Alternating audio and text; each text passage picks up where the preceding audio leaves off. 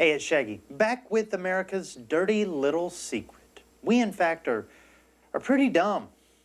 Even a bigger secret is the fact that we've been doing this forever.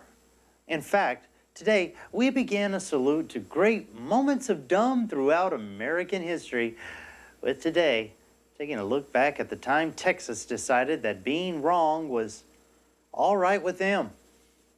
Where to start? Picture it. 1977. ISIS was a show on Saturday morning TV.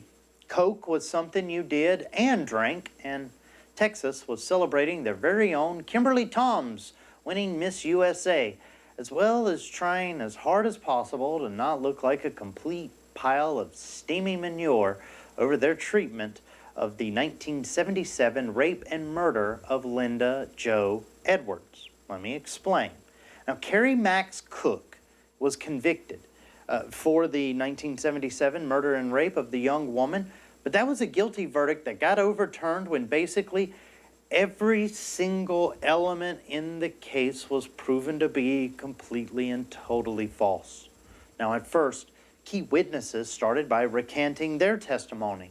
Then, a second trial resulted in a hung jury, and later, a third trial ended with a conviction that was overturned when it was discovered that every bit of evidence had basically been made up or staged by the prosecution. Look, a witness who claimed that he and Cook had had some sort of crazy sex romp while watching a video of a cat being mutilated. Some people, totally abandoned his story. I can see why. Plus, the prosecution had hidden evidence that Cook and the victim were in fact friends, which probably explained why his fingerprints were all over that house.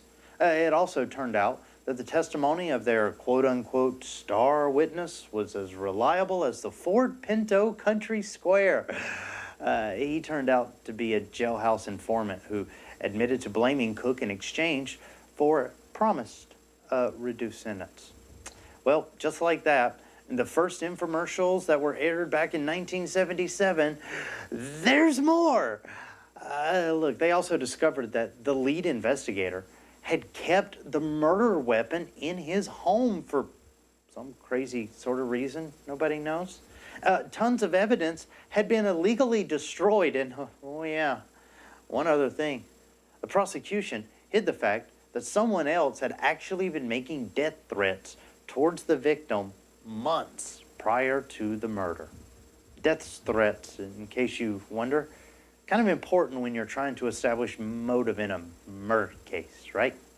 All right, well, Cook, being no more guilty than basically anyone else who knew the woman, and probably less likely than people who had threatened to kill her, in fact, was finally, in 1999 of all years, given the opportunity to submit his blood sample to compare to the DNA that was collected back at the scene of the crime. Now, the night before, he was scheduled to go to his fourth trial. The government offered him a Texas-sized deal. They marched on down to his jail cell and said, "Hey, boy, you can go free. All you got to do is say no contest. In other words, we'll let you go if you just tell everybody that you did it." And you would think, yay, everybody wins, right? Well, think about it. What would you do? Cook was 42 years old at this point and had spent half of his life in prison. Now, he, at this point, had been repeatedly assaulted. His father and brother had both died, and he was starting actually to go crazy from watching trial after trial go by without actually reaching any conclusion. So, there he did it. And in a way, everyone wins, right? The prosecution gets to go on and say, "We've got a perfect record. Yeehaw." The state doesn't have to admit it was wrong. That would be another yeehaw. And Cook gets to have a life of freedom. That is, if freedom means being treated like a second-class citizen for your entire life, because now your criminal record says you're a convicted murderer and rapist, as opposed to, say, if, prosecution had just dropped the charges. By the way, after he took the deal and eliminated the need for that other trial, Well, the test results from the DNA finally came back. Turns out it wasn't Cook after all, meaning that now he's a convicted murderer who, in fact, has never committed a murder. Wow. Is this the definition of crazy? Or just another shining example of the long history of dumb in America?